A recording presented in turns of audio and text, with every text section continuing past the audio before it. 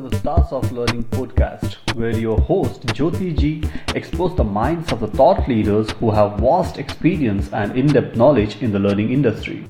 This podcast series will expose best practices of learning and will also discuss challenges, solutions, latest trends, tools and technology, leadership, and their journey in the learning field. Now, over to your host, Jyoti Ji. Hello, everyone. A very warm welcome to the Stars of Learning podcast, and I'm your host, Jyoti Ji. I'm glad and happy that you are joining me today, as each episode of my show are sure to accelerate your learning, enhance your capability, connect with these inspiring leaders, and keep you well versed with the disruption or change happening currently and in the future at the learning phase. I also assure you that you will master the best of what people have already figured out. Today, organizations need global training and development strategies to be an integral part of the business.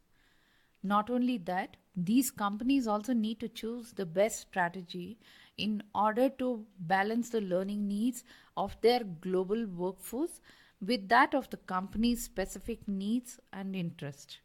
You may also be experiencing this digital disruption has created the need for constant and seamless knowledge sharing.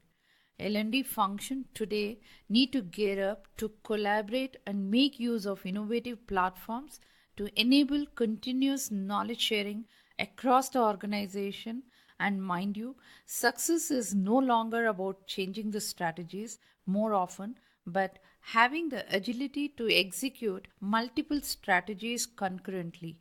And in the process, we also require management leaders to develop the right leadership capabilities, workforce skills, and also the culture to support digital transformation so that learning is available to the right people at the right point in time. Friends, I'm so grateful that you are joining me today for this episode, and I'm super duper excited for this show, guys, as I've got the privilege to do this interview, as our guest today is going to share the real-time application and strategies in specific to global workforce learning. And our guest for today is a wonderful personality, well known in the L&D fraternity.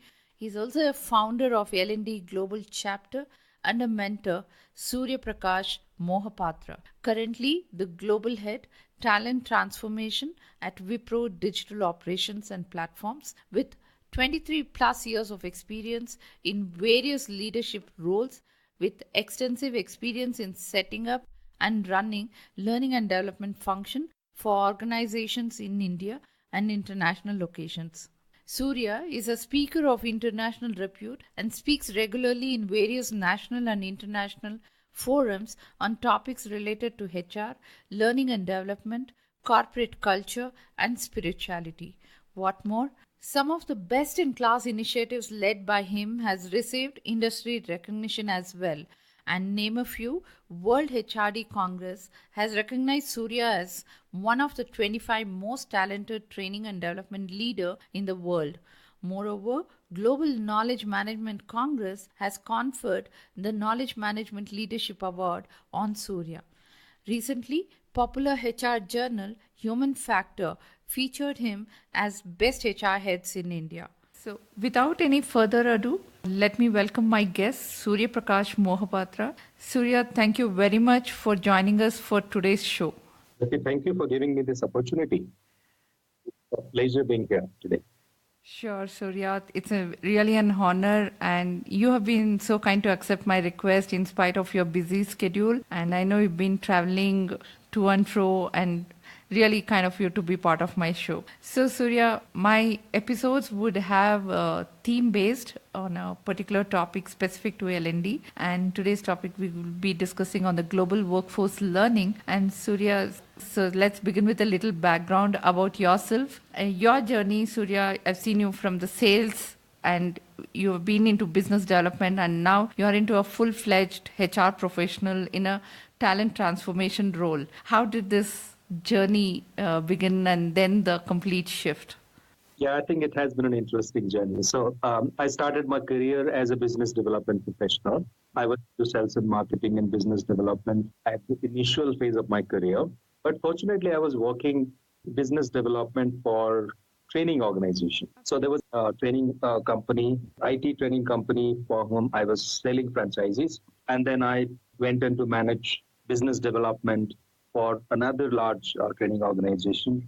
I think that was an advantage. The fact that I was into business development, but in the training space, actually opened the doors for me to get into L&D. Some point in time, I realized that in the corporate industry today, or in the business today, if there is one role which can make most significant impact to people's lives, this is the role of an L&D practitioner.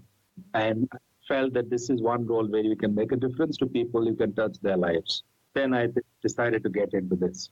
Once I got into L&D, there was no looking back.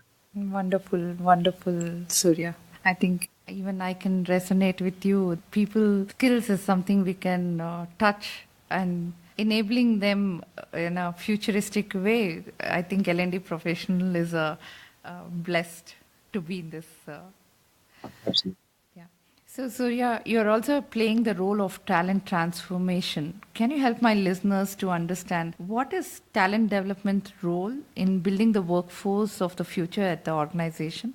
Well, I think that's a very interesting question. It's very important to understand. What is the workforce of the future? Mm-hmm. Today, we have got about 50% of the workforce as millennials. Technology has really disrupted the industry. In future, and even today, we have already started seeing men and machines working together in the same workplace. So the workforce of the future is a different animal altogether. So how do you really enable that workforce of the future? As the change happens from the past to today and going to happen in future, we know that technology will keep changing, and this will happen every now and then, almost every day. The pace of change is phenomenally fast. It'll be difficult for L&D to train people on new technologies evolving virtually every day. They cannot train them on business models, which is like evolving every day. So, can L&D practitioners make the workforce lifelong learners? Can they improve their learnability? You know, learning agility, ability to take risks, ability to connect the dots, ability to influence, negotiate. These are the skills which will remain relevant all the time. And the workforce of the future, to be ready for the future, needs those competencies more than ever before. So if L&D can really contribute there, and I'm sure L&D can play a significant role in enabling people to develop learning ability or to become lifelong learners, develop learning agility, and so on, so that they remain all the time. It would be a significant contribution to the workforce of the future. Okay. So, Surya, I see you are engaged in evolving strategies of, building organizational capability, developing people, and also managing organizational knowledge across in your working experience. Can you share some insight on how to manage?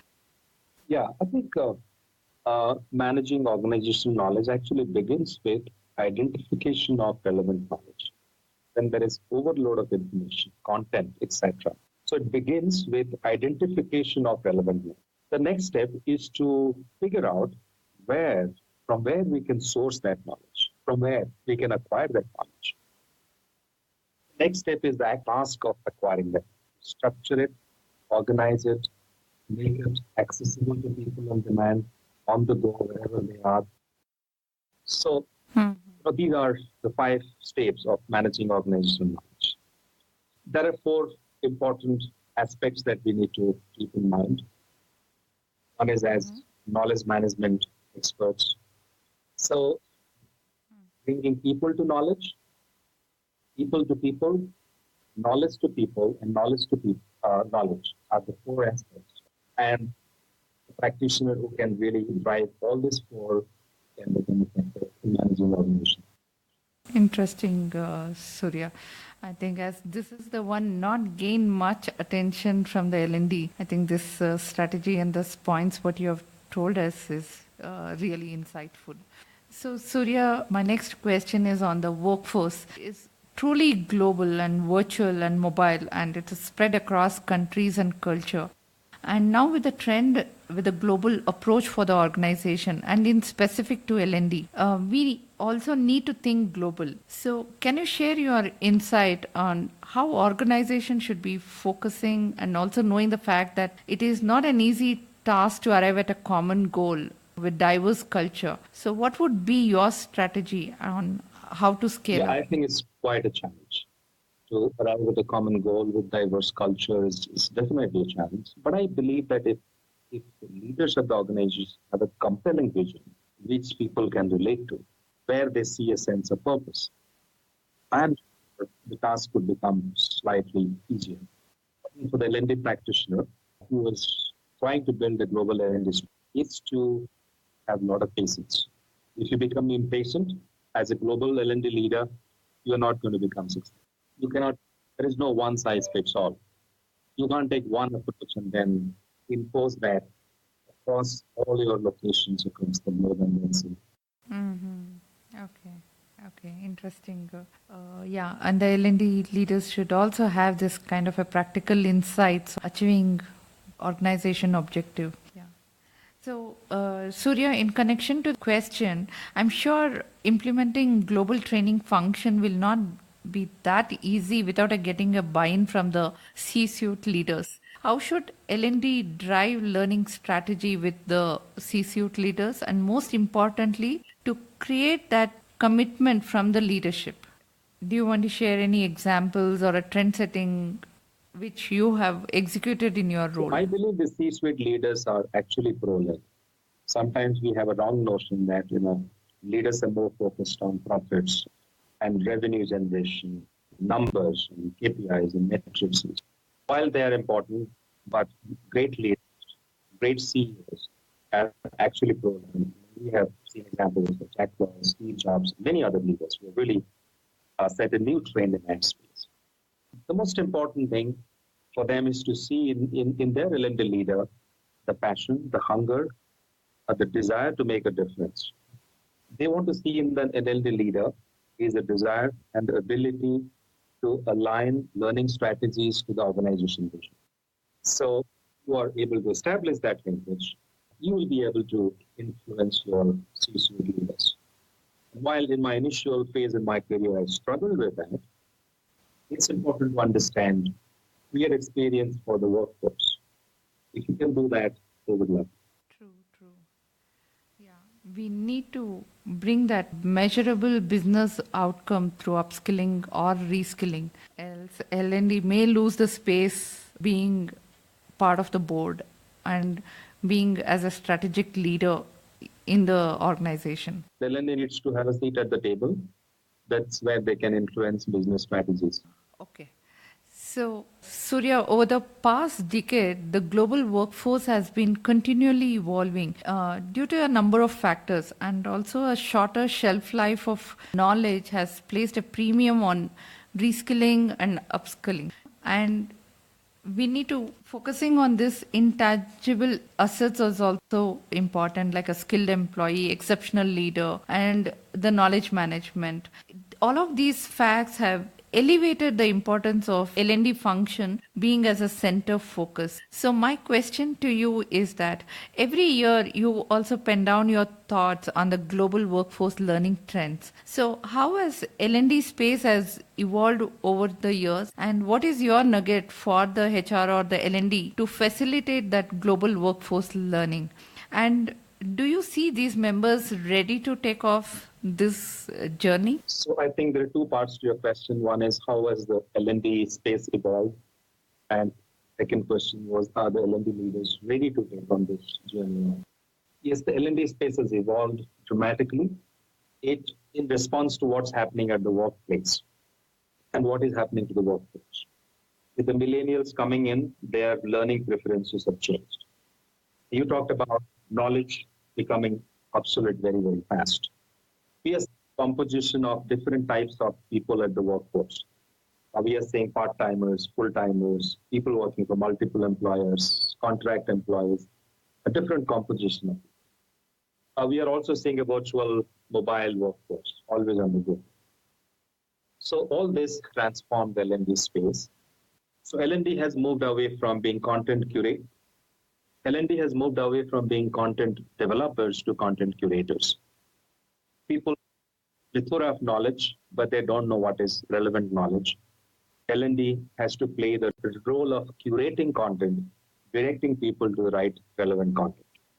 L&D role has shifted from being strategy enablers to strategy accelerators. So L&D actually has become part of the business today. It's not just an enabling function trying to enable the business strategy. It has become the part of the business, accelerating business strategy. L&D practitioners used to take pride in the fact that they create high quality content, high quality learning programs. Today, that's a given. But the role has shifted from being content providers to influencers, business influencers. Another shift that we're seeing is we are actually moving away from teaching skills to building effective learning habits. We know that we can't teach all the skills. We cannot master all the skills that people need to know. But if you can develop learning habits in people, they would figure out on their own how to acquire the skills. We just need to make them lifelong learners. From employee-centric learning, now learning has moved towards networks-centric learning, where knowledge networks are being formed, where people are collaborating to create new learning every time. From trainers providing explanation, we have moved to learners discovering new knowledge. Push-based learning, we have moved to pull-based learning. From instructors, we have moved to learners, learning networks. From set, structured, defined content, we're actually moving towards dynamic content. From silos, we're actually getting into a space where information is connected. So these are examples of the transition that's happening or the transformation that is happening in the L&D. Now the question is, in response to your second question was, are the L&D leaders ready to take on this journey, be part of that journey? Well, they don't have an option. If they want to succeed and thrive, if they're not ready, forget about succeeding and thriving. There is going to be a big question mark on their registers. Now, the point is what they need to do. They need to become agile, be ready to adopt new ways of teaching, new ways of providing learning to people. They need to be ready to adopt new technologies. They need to be ready to become business influencers, strategic thinkers. That's a transition that they need to really get into. Otherwise, it's going to become very, very difficult for them to. Wonderful insight, Surya. L&D leaders need to embrace a broader role, and being agile is very, very important. Otherwise, the ambitious vision of the function itself will fail if we do not adapt that quickly. And the kind of pointers you have given, the shift part is also very insightful, Surya. You're saying from strategy accelerator to business influencer, kind of a journey you're recommending, and that's the shift which is L&D is looking at. So what should be the role of the L&D person? Importantly, familiarizing with all of these and disseminate to meet the organization objectives. How easy or how difficult it is, Surya? It's not going to be easy, it's going to be difficult.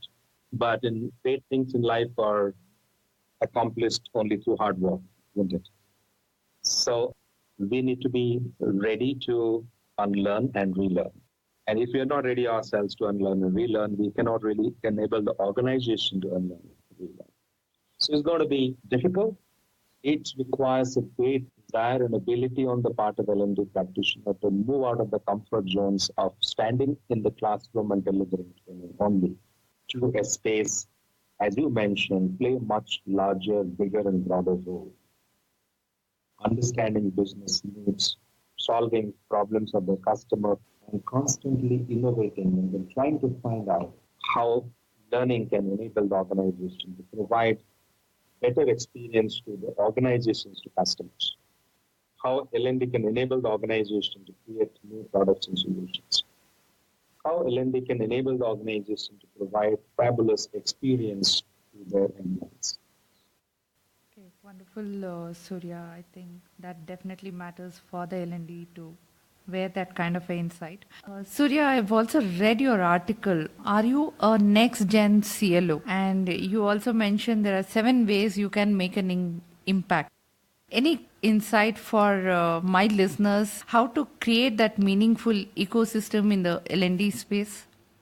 A couple of things that I wrote about in that article. One thing I said is the L&D, the CLO has to think that he or she is running a startup, create a lean, mean fighting machine, which can really deliver to the needs of the organization in a very agile manner. Coming to the ecosystem, I think it's important that L&D leaders create an ecosystem where people can find out who in the organization they can collaborate with, who are the subject matter experts they can reach out to. They can create an ecosystem where collaboration becomes natural, where interactions become intrinsic to the way we behave and then we act in an organization.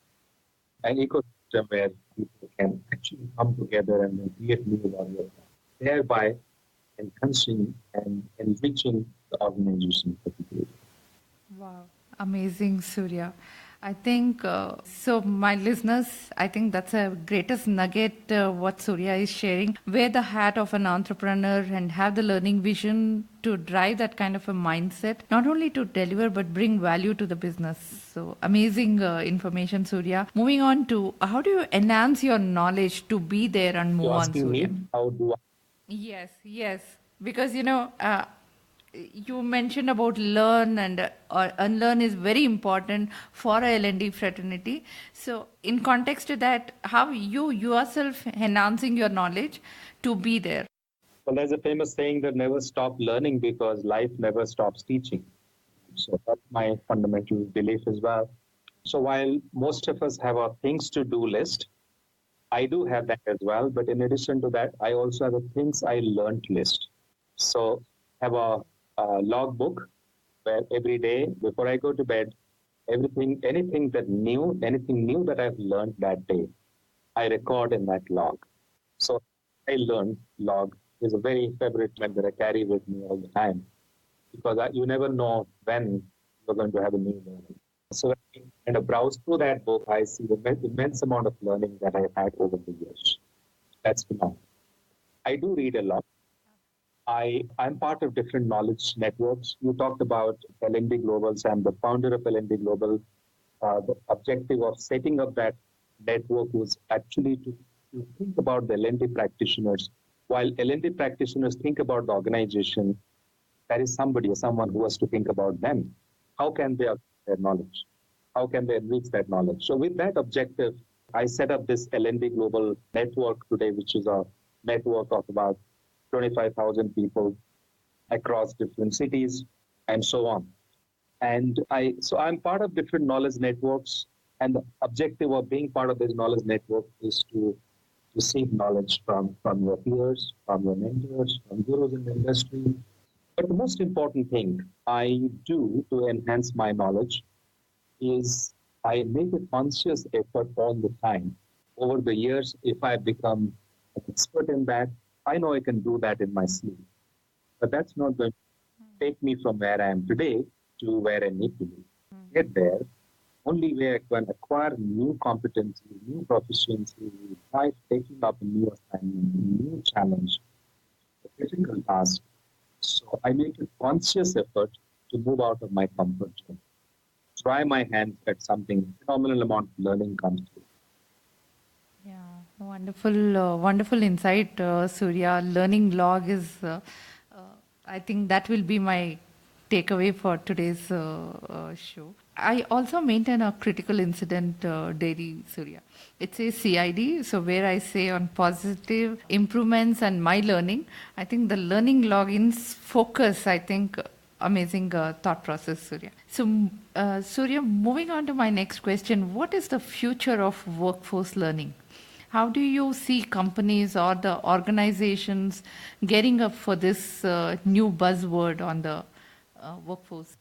Future of workforce learning is going to be networked. It's going to be largely driven by employees themselves. So employees become self-empowered learners. They will become self-directed learners, and best-in-class organizations will have L&D function, provide an ecosystem. So people keep learning on their own. People do share with each other. They learn from each other. All we need to do is facilitate that. All we need to do is ensure that that happens seamlessly. We should not come in the way. But that's how I see as the future of learning. Tool-based learning, a lot of technology-driven learning, and learning strategies aligned to the larger business objectives. Yeah, wonderful, Surya. I think L&D should bring that as a systemic process to engage employees or individuals for a more holistic development and embedded in their daily life, and just not with one kind of opportunity but multiple opportunity in the learning phase.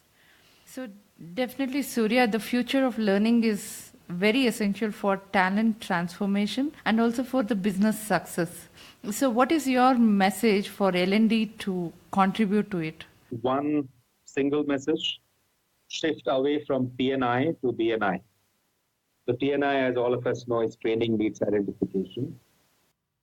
Right. Your shift should be from that to BNI, which is business needs identification. Oh, wow. Understand the business needs. That's the message that I would like to give to all L&D professionals. So BNI friends, I think that's a great inspiration which will definitely result in organization success with more engaged way, I think. So Surya, so what are the critical challenges you are faced to get what you want? Any lessons learned in the leadership development? I think a lot of challenges along the way through this journey. My understanding has been, when I started my career, really focused on, but sometimes I was not able to sell them to the business. And one learning that I had from one of my mentors is he shared a very interesting formula with me. He said, Q multiplied by A is equal to I. So Q stands for quality of the programs, quality of the content, and A stands for attention, and that would result in impact. So it's not enough if you have a great quality product. It's not enough if you create a lot of visibility about your products. A great quality product, but do not have visibility. Your leaders don't have visibility about the product. If you create a lot of visibility about the program, but the program lacks substance, then you can't impact, because as you're saying, you can't fool all the people all the time. So it's important that create great content, great programs, establish the networks, leaders with your organization, become an influencer, programs that you and your teams create. Okay, interesting, Surya. So, Surya, while you did mention that in your learning log that what got you here won't, get you there. Hence, upskilling and relearning is very important for employees and for the individual also. And we should have that mindset of focusing on continuous learning. But then how can L&D create that environment? I mean, sowing the seed on how critical it is for the success of the individual in the organization. So while there are quite a few things that can be done, but one important thing L&D should do is make the learning intervention experiential. To get to know about your mistakes is only when you decide to go through the process of learning by doing, learning by making mistakes, learning by challenging their habits, learning by challenging the way they have been doing things. What's important at the same time is also create opportunities for reflection. So when people go through experience, get them to stay back and reflect on what they have learned, what did not go well, what they can do differently, what they should do when they are faced with a similar situation. I think experience and reflection are two things which will really help the workforce learn, unlearn, and relearn. or content theoretical. If you make learning experience, they will get an opportunity to reflect, thereby they will unlearn. So, Surya, I think the philosopher Alvin Toffler once wrote that the illiterate of the 21st century will not be those who cannot read and write, but those who cannot learn, unlearn, and relearn. And you were bang on saying that statement. So, Surya, how do you instigate the strategy to your team? How do you make this happen in the to the organization? What is your recommendation? So you do the same thing because when it comes to learning, the L&D team is no different. If we expect the entire organization to become learning agile, L&D professionals need to become learning agile themselves. If you expect people to adopt new technologies, new way of doing things, L&D professionals should be willing to prepare, should be willing to experiment, try, make mistakes, learn from their failures. So that's what I wrote in my article, Are You the Next Gen CLO? Where I said CLO has to run his or her learning function as a startup, where to create opportunities for people to experiment, take risks, fail. Don't be scared of making mistakes and don't be scared of failing, and thereby kind of learn new things, learn new way of doing, and making course correction as we move along. So it's no different. So I challenge my team all the time. I challenge them to move out of their comfort zone. I encourage them to experiment, make mistakes. I encourage them to become fearless. I encourage them, but at the same time, I expect them to learn from their mistakes and then make course correction quickly. That's an agile team. Oh, wow, what a classic example, Surya. You're such a true leader in creating that amazing responsibility for the team and also walk the talk. Wonderful, wonderful, Surya. Surya, do you think a community practice learning will be more apt in this current state to bring this kind of a transformation in the workforce? Are you referring to a community of practice within the organization? It could be within or the external. What is your views about it? Yeah. So I believe that the community of practice is, essential to ensure that we bring people together to share and learn from each other and collaborate at the underlying theme or the values that we have at L&D Global, which the network of L&D is collaborate, co-create, and contribute. So when people come together, the result can be exponential. So come together. So 1 plus 1 is not 2. It can be 11, it can be 111, or it can be even more. So the power of communities cannot be described very well. It's absolutely phenomenal. It's extremely important in today's context because nobody is an expert in everything. But you need to know from your peers, you need to kind of develop yourself, adapt to the changes that happen, and to stay relevant. Now the question is, you cannot have formal structured learning curriculum for everything. That's a time-taking process. Now the question is, how can we quickly learn things? Best way to learn things quickly is peer-to-peer learning, informal learning, social learning, community-based learning, where you quickly learn from the mistakes, experiences of other people, so that you don't have to go through that experience, make those mistakes to learn. So that's how communities of practice, communities around the practice, whether it is learning, HR, quality, any other subject, or any other practice, if you see the communities, these will enhance the collective knowledge of the organization. Marvelous, Surya. Yeah, I totally agree.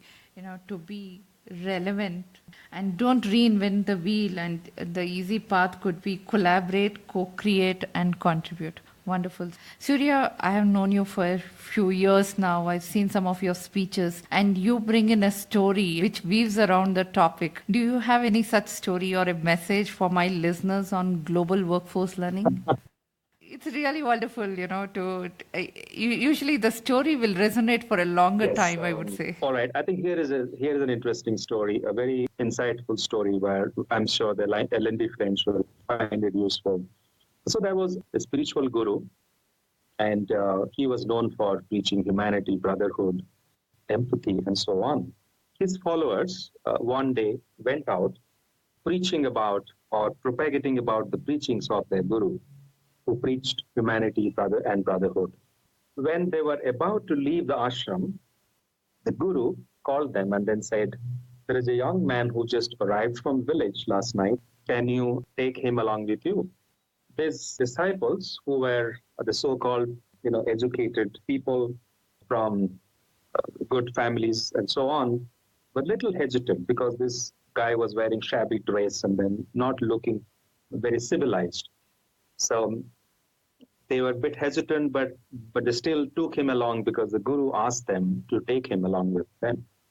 So they went on. After a couple of days, they realized that this young man from the village is not just uncivilized, also has bad habits of stealing. He was a petty thief as well. He was stealing their items. So they threw him out. They said, "Get lost. We can't take you along with us." And they kept progressing, went to different parts of the country, preaching about the ideology of the Guru, came back to the ashram after about a few weeks, and they were about to narrate their experiences. But the master was not interested in listening to them. He was looking here and there. His disciples were very proudly trying to explain how they went to so many places, talked about the ideology of their Guru. Guru was least interested. After a few minutes, he asked, "Where is that young boy?" The disciples were a little worried because they had thrown him out of their company.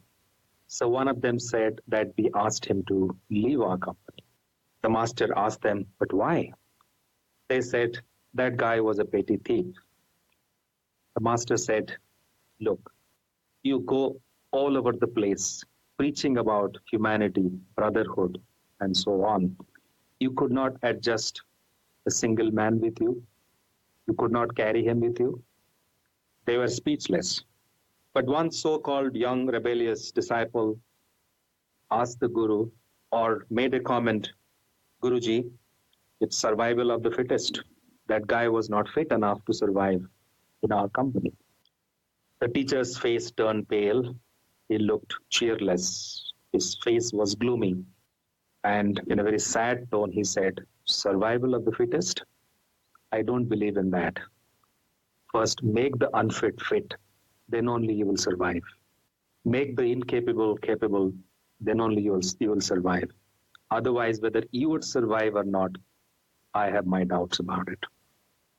So friends, this is a powerful story which talks about making the unfit fit, making the incapable capable. If you're not doing that, whether we will survive or not is doubtful. That is a very powerful lesson for LLD practitioners, because that's exactly what our role is, to make the incapable capable, to make the unfit fit, to make the inefficient efficient. And if you can't do that, then our life is absolutely meaningless. So that's the story I wanted to share with you. Oh, wow, wonderful. What a profound story, Surya. To have that kind of patience and the mindset with the practitioners. Very well articulated, Surya. Thank you so much for inspiring to my listeners with this wonderful story of yours. Thank you very much. So, Surya, now it's time for powerful question to unveil for my listeners to engage, enlighten, and empower. And that's my mission of my podcast too. Are you ready, Surya? Oh, yes, I'm game. So, my first powerful question to you is, according to you, what is the star moment? Well, the star moment is when my people who have worked with me or learners whom I have kind of trained in my in different capacity as a facilitator, when they come back to me and tell me that, "Surya, you have touched our lives. You have made a difference to us. You have made us fearless, unstoppable."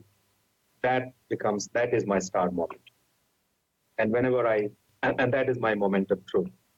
So whenever I get to meet somebody who walks up to me and then says this to me, that gives me immense amount of satisfaction. I think I'm also one of the person who believes in that with you, Surya. Yes. So, Surya, my next question to you: what inspires you to do everything that you do? I think my inspiration is my desire to make a difference to people around me, my desire to make the incapable capable and the capable more capable, the incompetent and the competent more competent.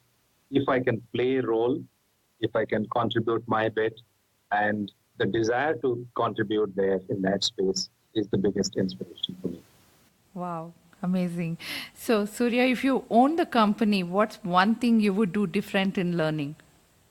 I would like to make my organization an organization where profit would not be the biggest motive, but a sense of purpose, a social purpose, that would be the biggest motive of running business. Of course, I would need profits to run my organization, but that would not be the primary objective. The primary objective would be to have a larger purpose and accomplish that purpose, which is greater and bigger than accumulating wealth. Okay, wonderful. So, Surya, what are the three most important things you would like to accomplish right now? Probably I don't have three in my mind. Maybe I'll talk about a couple of them. Sure. One is would like to inspire the youth of this country. I would like to make them feel they're not just students or youngsters or early career professionals. I would like to make them realize that they're the makers and the builders of this nation. They can make a difference. They have a larger purpose in coming to this world. And instead of getting pulled away by the temptation of getting into high paying job, or getting into a life of luxury and comfort, which is of course important. Everybody likes that, but at the same time, you also need to be cognizant of the roles that we have, not the jobs that we are doing, but the roles that we need to perform. As I said, a mother at home doesn't have a title, but she is the most liked person in the family because of the role that she plays. I would like youth of the nation to understand and acknowledge their role in nation building, in contributing to the society with their unique value proposition. So whenever I get an opportunity on weekends, I go to colleges, universities, I deliver talks to students on career, on their life journey, how they can become, how they can really have developed a vision, a purpose of their life, and then how can they give meaning to their life, how they can make their purpose and vision a reality. The second priority that I have in mind is the knowledge network, the network of learning professionals that we have created, how we take it to the next level. We have been through the phases of collaboration and co-creation. We have co-created a lot of body of knowledge and so on. How can we as L&D practitioners now move to the next phase of its vision, which is contribution? How can we contribute to the fraternity, to the industry, to the society, and to the country at large, leveraging all the wisdom and the talent and the tools that we have as L&D practitioners? That's my second priority. Wow, amazing vision on the youth and the L&D fraternity, Surya. Surya, my next question, if I may ask you, what are your strengths? I think probably my biggest strength is my ability to combine task, the purpose, and people together. So there are leaders who actually are good at managing tasks. There are leaders who are good at people. But I believe that I have a good blend of task and people, execution and people. And I can really drive objectives and at the same time keep inspiring people, carrying the people towards the vision. That I believe is a strength that I have. I may have a couple of more, but I think that's one strength which has been really helpful to me in making a difference to the people around me and also kind of working towards the purpose that I have. Thanks for sharing that, Surya. And this is definitely not an interview question, but then my listeners want to know the strength of the L&D leaders, so they can start adapting that kind of a skill. So that's how this question was framed. My next question to you is, what's the best book you have read this year or any time you recommend for my listeners? While I've read many books, but one book that I have read, not this year, but a book that I've read, I must recommend. This book is Satyanusharan, and the English translation of this is The Pursuit of the Truth. This book has Sri Sri Thakur Anukul Chandra, who is a spiritual guide, and this book has compelling life lessons which are essential for any human being to lead a balanced, happy, successful, and progressive life. I must recommend that the viewers or the listeners must read this book. Once again, a reminder: this book is titled Satyanusharan. Okay, wonderful, Surya. So, Surya, what are the characteristics of the best boss or a role model or a mentor or a coach you ever had? What made that person great for you? Um, well, I had quite a few mentors in my journey. There is one mentor who really had great influence on my life, and he had the uncanny ability of inspiring people, carrying people towards a great vision. He had the ability of enabling people to become more of what they already are. He had the ability to inspire people to do more and become more and achieve more and then feel more. And I believe that's a great quality of a leader, because the question was, who is a role model? What are the characteristics of the best leader or the best boss? Yeah. It's somebody who can become more, achieve more, really accomplish more in their life. It's that ability which makes a leader. Okay, wonderful. Surya, you did share about your learning log details, but then are there any tools that you use on a daily basis to be a better you? Yes, I read a lot. I want to understand what is changing. Yes, I watch YouTube videos, listen to speakers in this space, not just in L&D space, but I listen to great thought leaders, enablers. That's another way I keep myself updated. But my way of learning is to listen to great speakers, watch their recorded speeches, read blogs by great experts in the learning and HR domain, read articles, blogs written by futurists. That's what I keep doing all the time. Surya, in continuation, are there any resources you would recommend to our listeners? You mentioned about the books, blogs, and the websites. Are there any particular resources?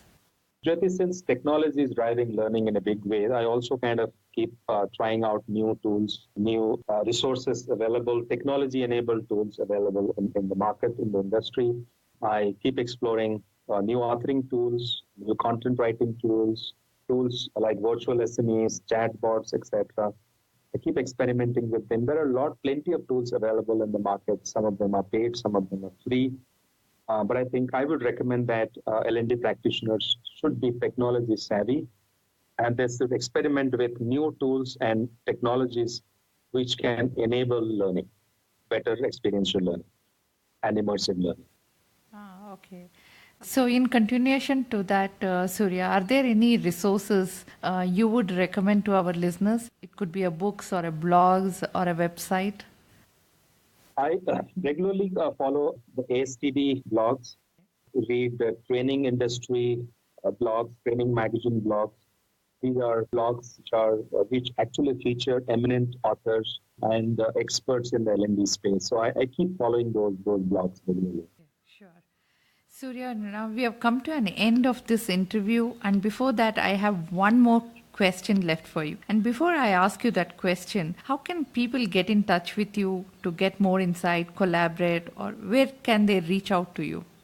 I can be reached on my phone number, which is 9900521300.